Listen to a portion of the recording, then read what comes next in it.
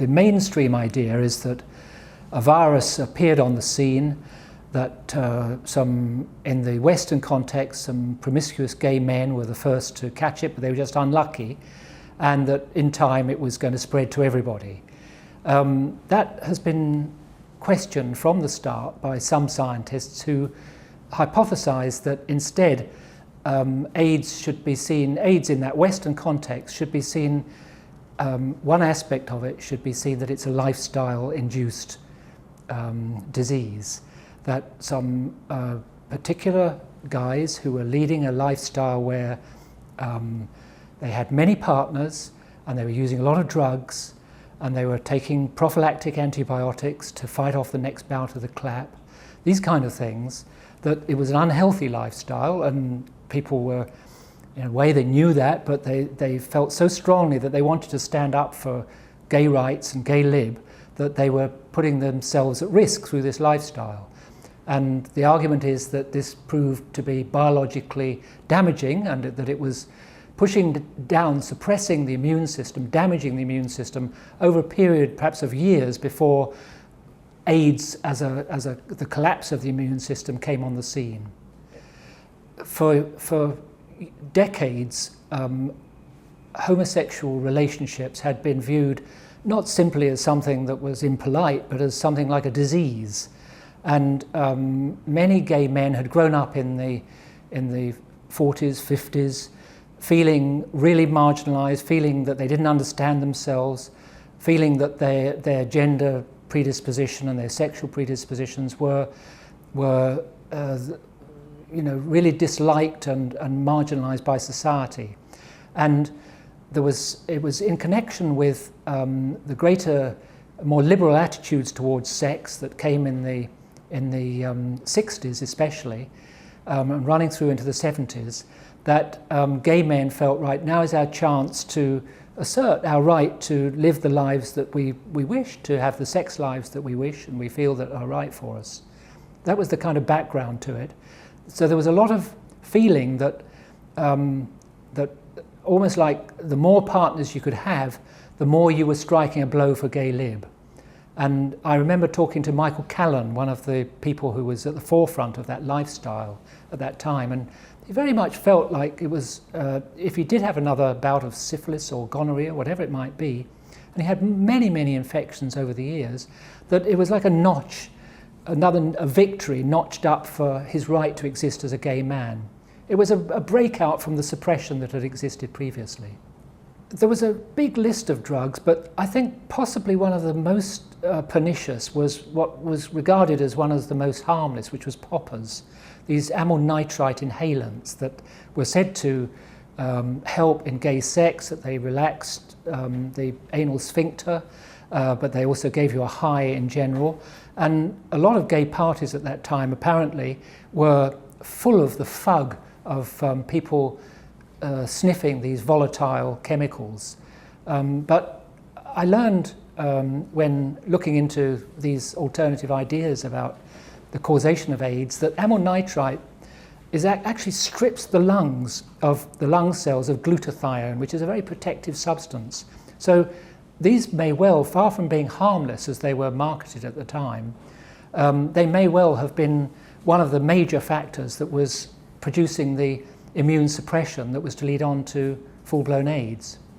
I think that this action that the nitrite inhalants had of stripping the lung cells of their glutathione, which is a very protective substance, this would definitely have made these guys more vulnerable to one of the early AIDS-defining diseases of this bacterial pneumonia that was seen as a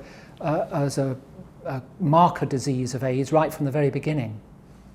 I do remember seeing a study that of the first 100 or so gay men diagnosed with AIDS, that their cumulative lifetime partners were up around 1,200 each, and they weren't that old. It was a high level number of partners that were recalled, and the drugs were very much a part of that lifestyle. Good afternoon, ladies and gentlemen. The probable cause of AIDS has been found. Credit must go to our eminent Dr. Robert Gallo, who directed the research that produced this discovery. This is a very interesting turn of events because this was when Margaret Heckler and Bob Gallo launched HIV. In effect, it became a marketing campaign for the whole concept of HIV as the cause of AIDS.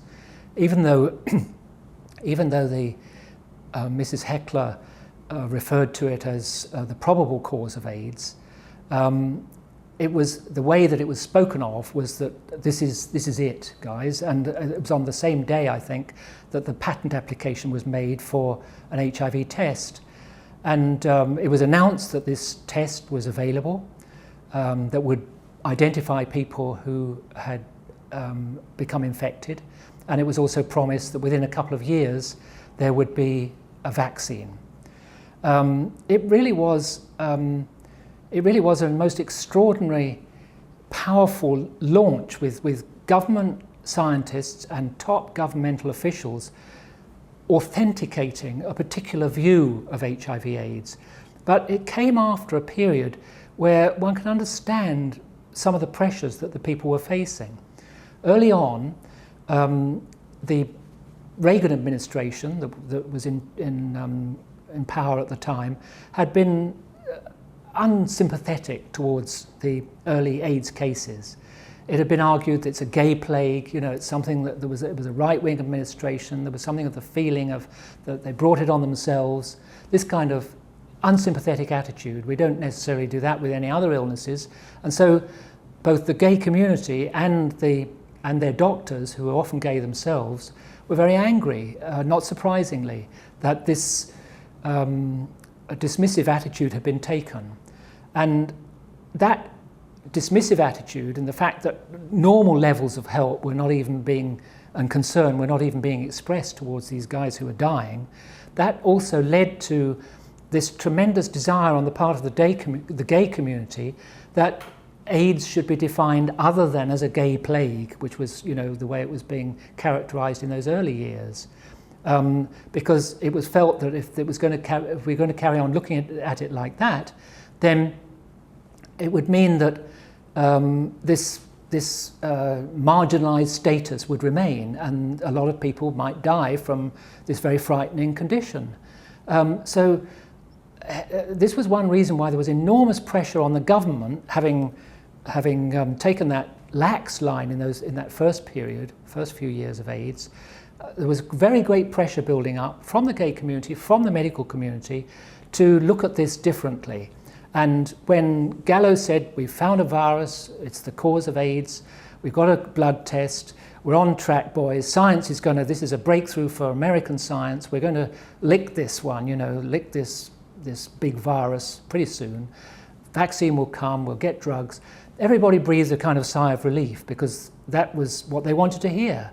So it was in that context that there was such massive interest in this press conference, and also the way even though at this point nothing had appeared in the scientific press to support this thesis that a new virus was the cause of AIDS, despite that fact, the scientific community was also very ready to go with this, partly out of concern and sympathy with the gay community, but also because of this background that in the war on cancer, a virological approach had been taken and had not really led anywhere, and there were a lot of virologists who had reached the end of the line in terms of funding and promise in the hope of finding a virus cause for cancer.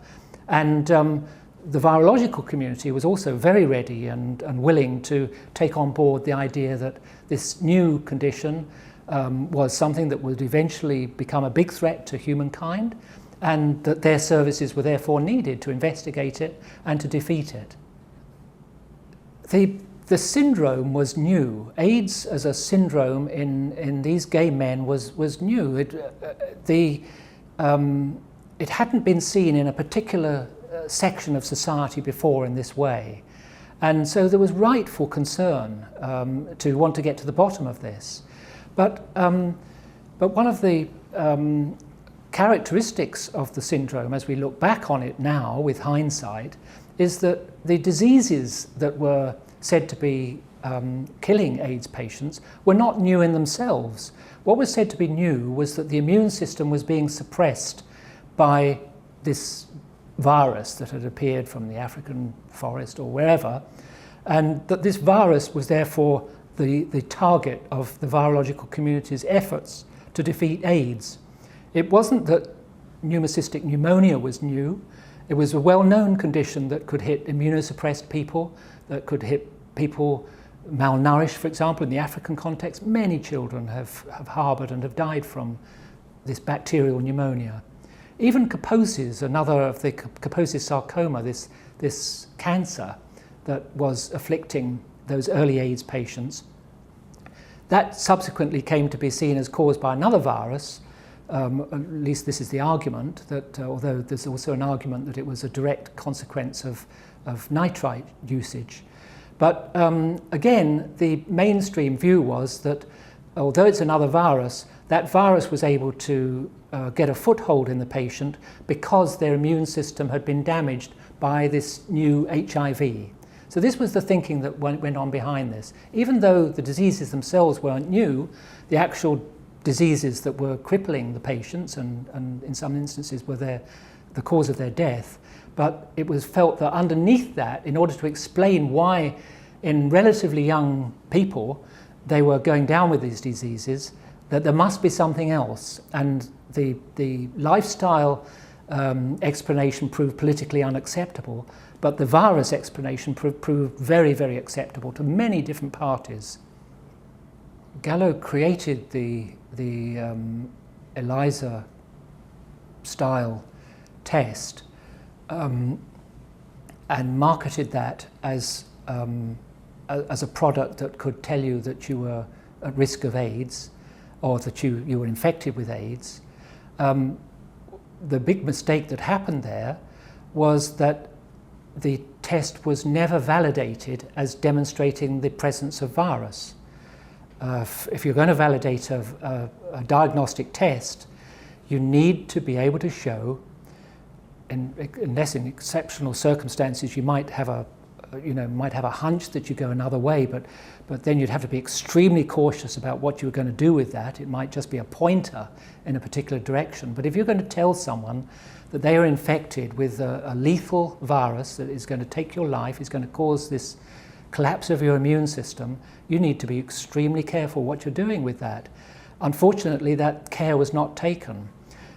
Gallo was unable to find virus in AIDS patients. He was unable to find virus in people at risk of AIDS. He claimed in those early papers in 1984 that he'd isolated, but he used the term isolation extremely loosely. He used it to refer to some marker signals of activity in the cultures that he worked with that he interpreted as meaning the presence of this virus, but he was never actually able to find particles of HIV and purify them and show that they were HIV, show that they were a unique virus that was just in these patients who tested positive, and that patients who didn't test positive didn't have these same particles present in them.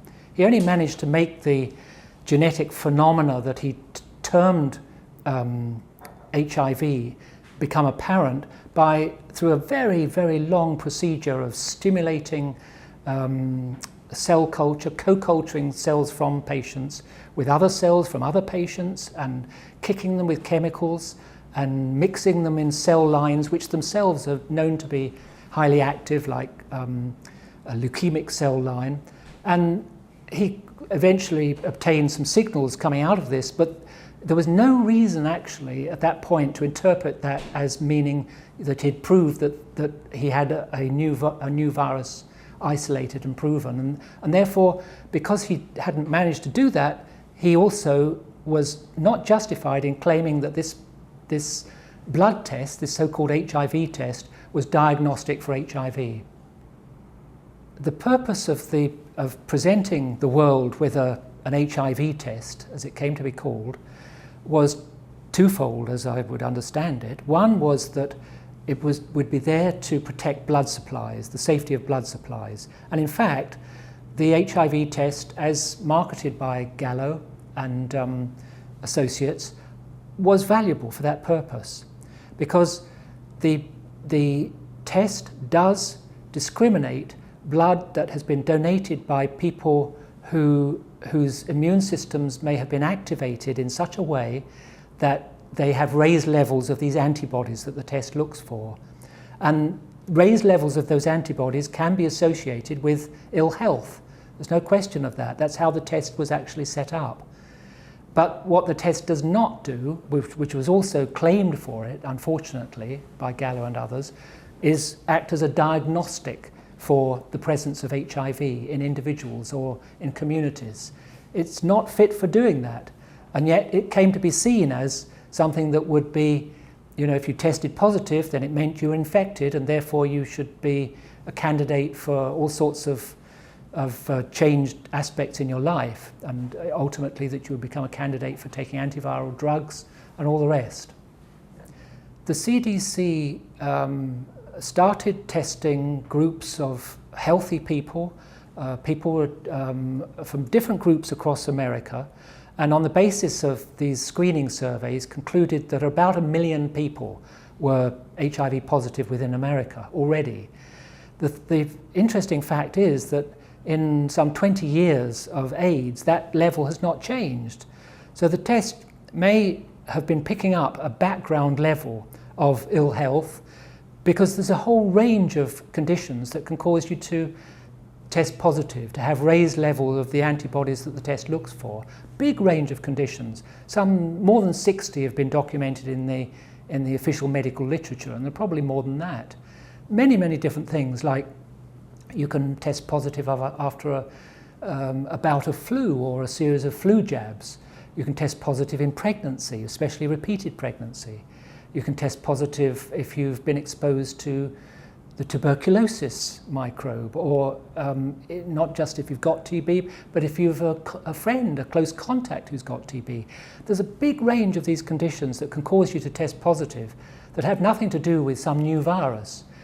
But which is, and the fact that the level of background raised levels of these antibodies, this million, sort of 1 in 250 or so people, 1 in 300 in the States, who are said to have these raised levels of these antibodies, that doesn't tell us anything, in fact, about who is infected with some deadly new disease. It just tells us that there's a certain level of background ill health which is picked up by this non-specific test. What was the purpose of the 1986 meeting in Geneva, and how many people were in attendance? In 1986, there was a meeting in Geneva of experts on blood screening from different parts of the world. About 100 attended. And the primary aim of the meeting was to look at the implications of the HIV announcements and understanding, the implications for blood safety and the safety of blood products. And there was quite a lot of discussion about how the HIV test could be used for protecting blood supplies. But it's also most interesting that at that meeting, a number of delegates present spoke of the impossibility. They were completely frank about the fact that this was not a diagnostic test. This test was in the nature of it that it could tell broadly, it could protect your blood supplies because it actually selected out for people whose immune systems had been activated in a particular way by any of these more than 60 conditions, as we now know. And definitely there was a relationship, from the way that the test was actually set up, there was a relationship between testing positive and risk of AIDS, but it did not tell you anything about being infected with a specific virus. And they were quite frank that that was the case. They said it can't be used, the way the test has been established, it cannot be used to diagnose HIV infection. And they were really embarrassed about that fact, but and I remember, I think there was one representative from the FDA who was saying that it's wrong to use it that way, but you know, the way it's getting used is in that way, and what can we do about it? It's as if it's all taken on a life of its own. But they were embarrassed by this fact. They also were extremely doubtful about whether any confirmatory test would be possible because of the nature of the original announcements about HIV. the FDA representative was asked if there was a likelihood of more efficient confirmatory diagnostic tests, genuine diagnostic tests, in the pipeline, and he said no. He was completely pessimistic about that possibility because he was very clear that it was in the nature of the beast, if you like, that we were talking about here, that it wasn't a specific virus. It was the antibodies that were being ascribed to this virus had never been proved to be such. This is an incredibly important point, and it's amazing to me really that this vital meeting, the pressures were such clearly socially and politically that even though they knew that this test was being wrongfully used and that it could not be used to diagnose infection with HIV, should that exist, they knew this, and yet they allowed it to go forward because they felt that the public health considerations were so important. It's like they'd taken on board the concern, the fear, the idea that HIV was out there and threatening to kill everyone who was sexually active. And because they'd taken that idea on board, they didn't stop or speak out about the reality that this HIV test does not specify the presence of a specific virus. They knew it. It was there. I came across a report of this 1986 meeting. I found it in London some years back, and it's just amazing how clear they were about this, but also how embarrassed they were that they couldn't speak out about it. Because of the peculiar nature of this HIV test, that it does not actually relate back to a purified, examined, studied virus. Instead, it's a selection of proteins assumed to belong to the virus. And I'll say more in a minute about how those proteins were selected. It's very important. But because of this difficulty that it doesn't relate to a particular virus, there's never been any agreement on what level of reactivity is truly indicative of the presence of this virus, this purported virus. So the strange thing is that in one country you might, so let's say you're reactive on 2 of the Western blot bands, that is 2 proteins that are in the Western blot test. Your blood, when your blood is exposed to it, it's reactive, indicating that you have antibodies to those 2 proteins. In another country, it may be that reactivity to 3 proteins in the Western blot test is required before that's considered confirmatory of HIV infection. In the UK, because our scientists feel that the Western blot is worthless as a confirmatory test, understanding, I think, what was outlined in that 1986 meeting, that it simply saying the same thing in a different way. So in the UK, no amount of HIV proteins testing positive with Western blot would make any difference to a diagnosis. What they do there is they won't actually call you HIV positive unless you've repeatedly tested positive with an ELISA test, and also, a very subjective factor, you've got some risk factor in your life which allows them to assume that you've got the infection. So there's a recognition in a way that the test in itself is not enough to diagnose the presence of HIV. The presence of it is only inferred if the patient also has some risk factor in their life associated with AIDS, such as promiscuous gay sex or exposure to a lot of other people's blood, such as with a haemophiliac. You can be considered, because of the different criteria that apply in different countries, you can test HIV positive in one country and be given an AIDS diagnosis as a result of that, whereas in another country you won't test HIV positive and you won't be given an AIDS diagnosis, even though the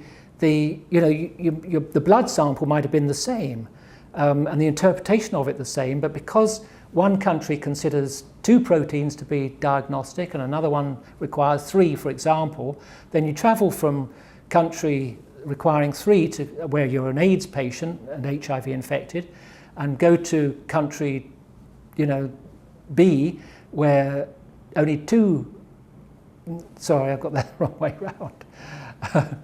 You might say what could happen would be that if in country A, the fact that you have two proteins that react with the Western blot test, and so you will then be considered to be, in certain countries, you would be considered to be HIV positive, and maybe also an AIDS patient if you've got indicator illnesses. You travel to another country that requires 3 proteins to react instead of 2, and you only got 2, you won't be HIV positive and you won't be an AIDS patient. You'll just have whatever illness you might have had, such as TB or leprosy or some chronic intestinal infection, whatever one of the multitude of different diseases that can cause this activation of the immune system you're actually suffering from. At one point, when the FDA made some stringent criteria for positivity with the so-called confirmatory test, the Western blot, they found that hardly anyone would test positive, including AIDS patients and people at risk of AIDS. So they couldn't have that. So they relaxed the criteria in order to bring more people into the basket of a positive diagnosis. Is that science? No, but this kind of fudging all stems from the base, the very root problem that Bob Gallo and Luc Montagnier and Robin Weiss in London, none of those early AIDS, HIV pioneers actually managed to find this purported virus and purify it and have it in quantities where you could validate these tests. The tests, instead of being validated by analyzing those particles, by having a nice lot of it, demonstrating that it was infectious, demonstrating that there was lots of it in your AIDS patients but not in your non-AIDS patients, instead of doing that, what they did was because they hadn't got viruses to look at and characterize and therefore say specifically these proteins belong to the virus and therefore these antibodies are indicative of a reaction to that virus. Instead of doing that, what they did was they took the filtered material that they were working with, which had a number of a kind of soup of different proteins that arose there at the end of their long culturing procedure where they were looking for HIV but never found it. They took that soup and they had to decide which of these proteins shall we use to indicate the presence of HIV. Actually, they should never have done that. That was not science at that point, because the true way of the gold standard for confirming a diagnostic test is that you show that the proteins you use in your test belong to the virus. They couldn't find the virus, so what did they do? They saw which proteins were most reactive with the blood of patients with AIDS or at risk of AIDS. They then concluded that, okay, these guys have got HIV, that's already their assumption, so to speak, so and we find that these proteins are most reactive with them, therefore these guys have got antibodies to these proteins, therefore these proteins, out of the big sort of mix of proteins that they've got, will select the ones that are most reactive with the blood of AIDS patients. Completely closed circuit reasoning. It's astounding that such a mistake could have happened and could have been accepted. In countries such as those parts of Africa where you may not be able to afford more than one test, so you certainly can't afford repeated testing. In many parts of Africa, you can't even afford a single test. But the World Health Organization became so convinced on the basis of the fact that many people in Africa test positive when screening surveys were done with these new HIV tests back in the 1980s, mid-1980s, up to 50-60% of populations were found to be testing positive. So the American scientists who were marketing this idea, and UK scientists also, were saying, look guys, these people over here, there's huge percentages of them infected with this virus. This is obviously where it came from. It came out of Africa. Many of these countries are going to be decimated by AIDS, with just a matter of time. And this was, actually based on junk science that these statements were made. It's a tragedy.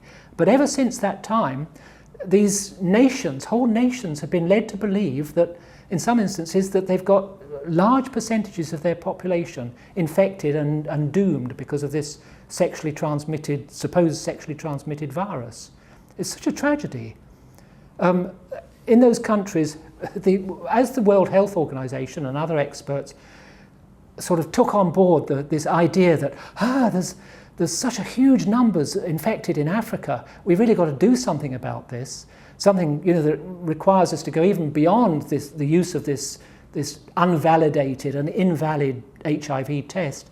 Well, we won't even require any testing because in most parts of Africa it can't be afforded. It costs something like $25 a test, and I think the average annual expenditure per person in sub-Saharan Africa is something like $8 per annum. So it's very expensive stuff. But what the WHO did was allow a presumptive diagnosis of AIDS on the basis of certain symptoms, which are actually symptoms that are very common among malnourished people in Africa. Symptoms like prolonged cough, symptoms like pneumonia, there's a range of these things that can actually be, that there could almost be a description of some of the conditions such as TB, which is immensely widespread in poor countries and which has been clearly demonstrated to be one of the illnesses that puts into your bloodstream raised levels of these antibodies, which are then interpreted by the HIV test as the presence of HIV, but which actually have no relevance whatsoever to this mythical entity. But the Perth group of scientists who have been onto the fact that HIV was never isolated and purified and therefore never worked with in producing the HIV test, and therefore the HIV test has never been validated. They were onto that right back in the early about 84 when the blood test came out, and they have subsequently shown that all the proteins which are held to specify the presence of this unique new virus are actually, they've been able to show that all the proteins that are held to specify the presence of this purported new virus, they can all be, they all belong to other, there are other reasons for all of them. They're naturally present in the cells in the body. They're embarrassed. The scientists have been embarrassed about this. They know that it's flawed. They do believe that what they're doing is the right thing. They got it into their heads that there was a retrovirus there. They kind of fudged the science in the rush to come up with a viral explanation. And then everyone gathered round that. Everyone seemed to like the idea, so they thought, well, yeah, we've got to be right about this then. And so they went forward with that. And I've got a lot of sympathy for those people, actually. I think now that they're really worried because on the one hand, what they did was useful. It helped protect the blood supplies. But on the other hand, it's led to this crazy situation where you're telling millions of people in poor countries who are down enough already, you're telling them that they're infected with a deadly virus. You're telling them that they need antiviral drugs which are not specific to their problems. You're telling them that they need to spend more money on HIV tests and on condoms and all the rest of it, rather than even UNAIDS and the WHO have even told some of these countries you should cut down on your spending on education and other health expenditures to cope with this AIDS crisis. It's just a tragedy, and that's going to be killing so many people. I certainly think that that anti-poverty campaigns are the answer. One of the problems in all of this, which is a strange thing, is that certainly if we go on recent history, when Africa's problems or any other poor country's problems were said to be because they were poor, they just didn't have enough money to eat and therefore a lot of people died, we didn't really show that much interest in the wealthy countries. Just said, oh, well, that's Africa. But when African diseases, poverty-related, I'm quite sure, became redefined as AIDS, then world interest suddenly developed and money has been available. The tragedy is that the money that's coming in is not being used appropriately. If it was being used to defeat tuberculosis, or even more fundamentally, to defeat the poverty and the malnutrition that creates the circumstances in which diseases like tuberculosis become so widespread, if that was how the money was being used, then it would be a wonderful outcome, a happy ending, if you like, to this story of HIV. And that's what I would plead for. And I think that's what President Mbeki of South Africa has been pleading for. But there's so much kind of sensitivity around this, so much embarrassment at the thought that we might have got it so utterly wrong, that all these years we've been saying that, you know, these people are infected with this deadly virus and that they've got to take these drugs and all the rest of it, and we're spending billions and billions searching for a vaccine against a virus that may not even exist. This is such an embarrassing thing to have to own up to, that it's as if people are caught between doing what they would, perhaps their heart might tell them is the right thing, that the money should go to fighting poverty and malnutrition, but at the same time it's as if they can't bring themselves to admit just what a terrible mistake has been made, and that's very understandable. I remember when I made the shift myself, because for the first few years of AIDS I was reporting on this story from the conventional perspective. And then I learned, from one reason or another, I had a chance to go into it more deeply. I spent a week in the lab of a virologist in Germany who showed me the procedures that were involved in isolating and purifying viruses, showed me why he also didn't believe that this had ever been done with HIV. And gradually I understood the intricacies of this story, and that allowed me to make the shift. But I remember being resistant to thinking that I'd been reporting this wrongly all those years. It takes a lot of, you know, kind of movement inside to be able to change direction on such an important and emotive issue as the cause of AIDS. The question has been raised, is there any reason why we should be cautious in accepting Bob Gallow's 1984 papers? I think there's every reason for caution, not least the fact that he didn't do what he claimed he had done. He did not isolate and purify HIV, and yet he'd claimed to do so. There are other factors that allow us to know that Bob Gallow was a kind of he was ready to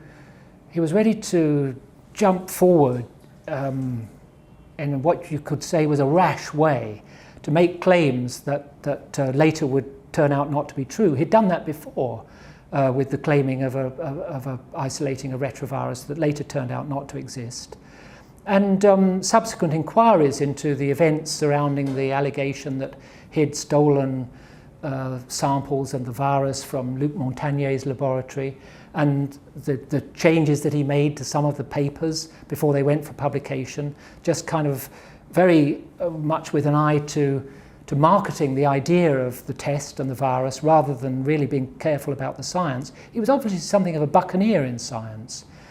Still, I feel that he's, you know, people who know him, and I've met him a few times, he's a likable guy, and if his gamble had paid off, he'd probably have a Nobel Prize for it. So I don't feel any kind of I don't really feel censorious about this. I just feel that the checks and balances that should have stopped such a mistake from becoming such a huge worldwide industry, those checks and balances we can't just blame Bob Gallow for the fact that those weren't in place. There's something wrong in the way science is functioning that allowed this huge development of this HIV mania to spread across the world.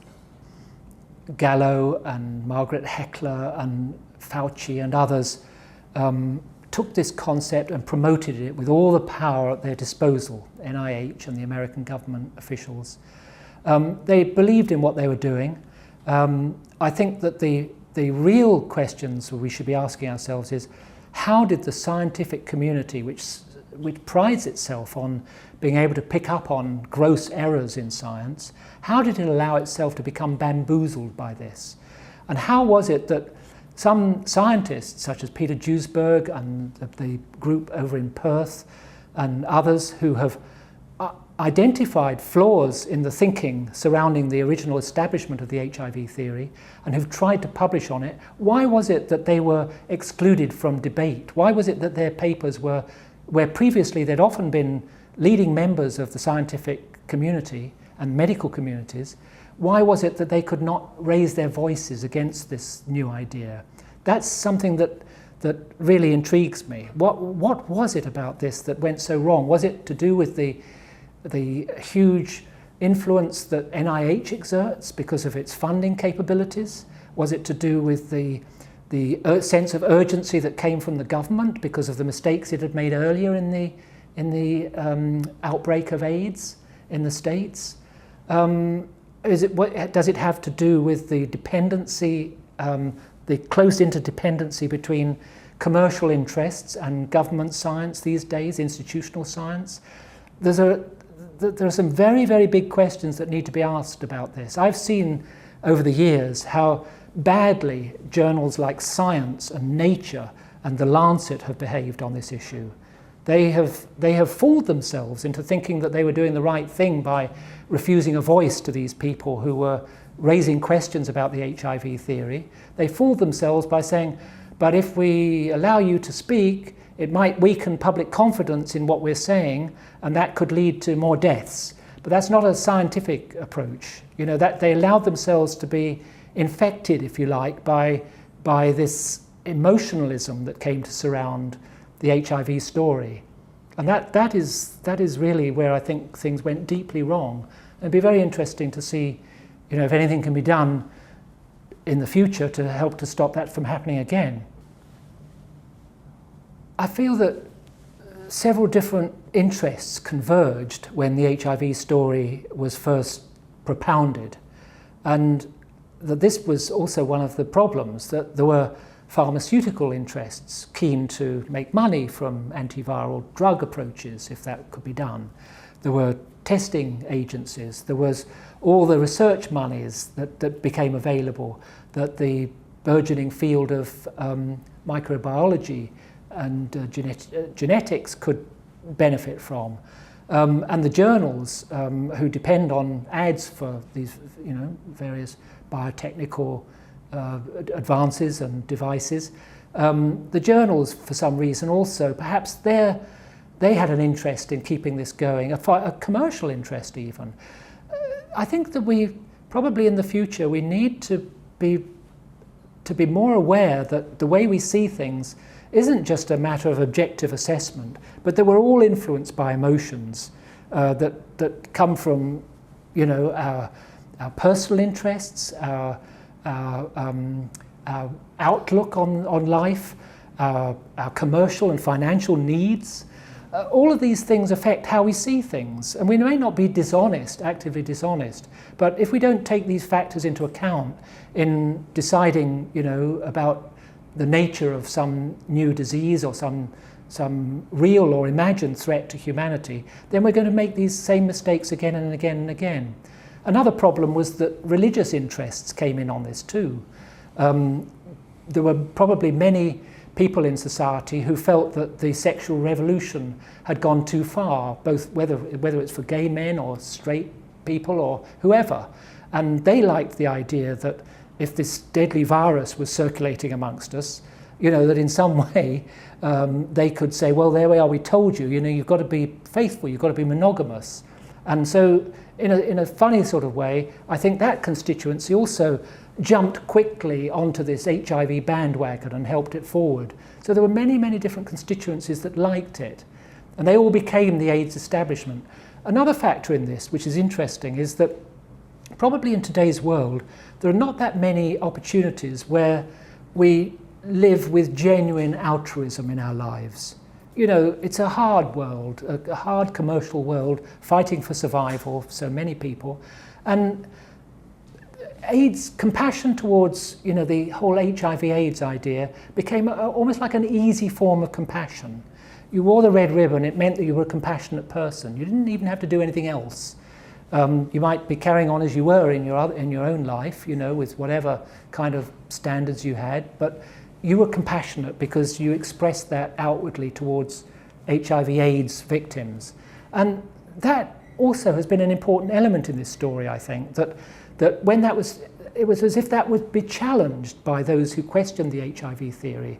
And so that outlet or that icon of your compassion, if that was threatened, a lot of people became very angry and emotional, perhaps for that reason too, not realizing that by failing to listen to the arguments of good people, good scientists who are saying for sound reasons, hold on, there may be something seriously wrong with this whole paradigm of a viral cause of AIDS, that they were damaging the gay community, they were damaging poor people in many different parts of the world, and they were damaging a generation of people who grew up perhaps with a bogus idea that they were at risk every time they made love of picking up a lethal virus. When Peter Duesberg published his 1987 paper saying that arguing that HIV couldn't be the cause of AIDS, he was actually, at first, he was greeted with silence. Nobody responded. It was an important paper, published in a leading journal at that time, actually, Cancer Research, and nobody responded. Nobody. And he was amazed. And he then subsequently started, because he felt that this was so important, he started to prod his colleagues to say, come on guys, look at the evidence I've presented here, react to it, respond to it, especially when AZT and other drugs started to be used, which he believed were killing patients in large numbers. He became more and more vociferous about this issue. And then his colleagues previously good friends, Gallo and others, in retrovirology, and in the wider infectious diseases field, they became very angry with him because they felt that, well, their argument was that he was damaging the public health efforts by raising these questions. But it was also clear from some internal memos that I've seen that they were also very concerned about the reputation of science. If after a few years, suddenly for someone to turn around and have to say, oh, sorry guys, we got this wrong. It's not actually a deadly new virus at all. It's related to specific causes in specific different groups of people whose immune systems have failed. And all that stuff about you all being at risk was just a bit of imagination on our part. I mean, this is a big egg on face, isn't it? So it's very hard for people to come to that point, but the longer it gets delayed, the more the damage that's being done. That's what really concerns me. I'm so upset recently when in the UK, Bono, who means well, he's a good guy, the front man in U2, he launched a campaign called RED, where he's brought on board some big manufacturers, some big commercial interests, including American Express, Gap, various big products, and they're in some instances issuing special products which a proportion of the profits will go towards the fight against HIV/AIDS in Africa. And obviously it's well-meaning, but with the perspective that I have now, after studying the work of these scientists, many of them now who question this whole theory, and in fact I think have proved that it's ill-founded, it's a tragedy to see money going into such causes which are only worsening the problems of these poor people, when their needs for support in other realistic ways are so great.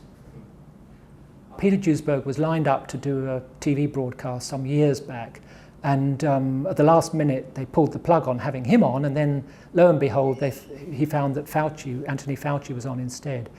I think this is an example of real failure on the part of our media up to this point, and I'm really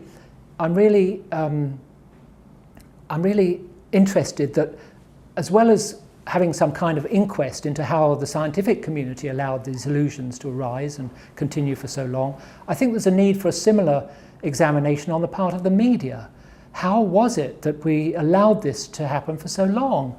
Why wasn't there a debate about the causes of AIDS when leading scientists such as Professor Peter Duesberg and others were raising these questions? Why did medical and science correspondents so readily dismiss them where previously they'd been regarded as eminent in their professions, and suddenly they became cranks and flat earthers and this kind of thing? How come the specialists in these fields made these mistakes? I think I got something of I think I've got something of an understanding about it from the difficulty I had in turning around in myself. But still, it's a question that we should ask, because we don't want such massive errors to happen again in the future. What would happen if HIV did turn out not to be the cause of AIDS? I mean, you asked me what would happen if HIV did turn out not to be the cause of AIDS. I think HIV totally has turned out not to be the cause of AIDS. HIV has turned out not to be, period. But at the moment, we have this huge state of denial about the fact. The facts are in, really. It's just a matter of time, I'm quite sure, until the scientific and medical leaders acknowledge the scale of the error. When that comes, there'll be a period of embarrassment, but the sooner that it's faced up to and investigated and inquired into, the better it will be, because it'll be an act of courage on the part of people, especially those, of course, who've been very directly involved. Maybe we can never ask them to renounce their views, I don't know. But there are other people in positions of authority around the world who can do this, who can say, okay, what's the evidence? What's the evidence for HIV as the cause of AIDS? What's the evidence that HIV is not the cause of AIDS? What's the evidence that HIV doesn't even exist, as some scientists are arguing? And this is such an important matter, especially in relation to the direction of aid to poor countries, affecting millions of lives, that it's really incumbent on us to face up to this and examine it properly. To people watching this program who believe that HIV does cause AIDS, I would say, please take a look at the arguments in the other direction. Try to find it in your heart to recognize that a mistake might have been made, that you bought into this theory probably for good reasons, perhaps because out of compassion for your fellow men, for people in poor countries, whatever, perhaps out of a sense that you didn't want to see the gay community return to the days when homosexuality was regarded as some kind of disease, which was the case back in the 50s in some parts of the world. So a variety of reasons why people have felt so strongly about defending the HIV theory, but please understand that it's really doing a lot of harm today, and especially if even a tenth of the critique that is being mounted is right, we should investigate and we should act on the results of that investigation. See, the sad thing is that when someone like the president of a country, the country that is said to have proportionately the highest rates of HIV infection in the world, South Africa, when he investigates the subject seriously, and he's an intelligent person, does a lot of research, given some help by a lawyer and others, some scientists who've been in on this, and he briefs himself up and he finds that there are some questions that need answering, and he calls scientists of different walks of life together. People like the editor of Nature at that time and other scientists around the world gang up on him like kicking an errant schoolboy. They organise a round robin of scientists. They say it doesn't really matter whether you know anything about this subject or not, but you obviously want to condemn someone who'd be so stupid as to question the HIV theory of AIDS, just like the old church when it would want to burn someone who was a heretic who questioned the beliefs of the church. Science has been behaving just like old churchmen, not like scientists. It's really astounding.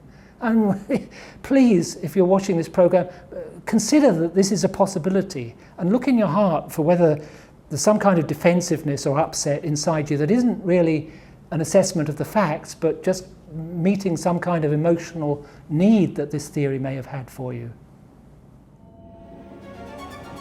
Some people are very fortunate they don't have these side effects. So what